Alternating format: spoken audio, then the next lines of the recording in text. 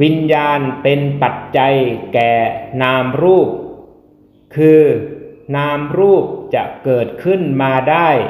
เพราะมีวิญญาณเป็นปัจจัยวิญญาณเป็นเหตุปัจจัยเป็นปัจจัยธรรมนามรูปเป็นผลเป็นปัจจยุปบันธรรม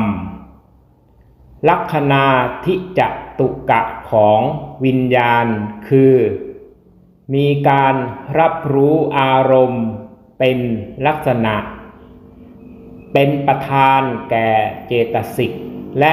กัมมชรูปเป็นหน้าที่มีการสืบต่อระหว่างภพเก่ากับภพใหม่เป็นผลมีสังขารสามเป็นเหตุใกล้ให้เกิดหรือมีวัตถุหกเป็นเหตุใกล้ให้เกิด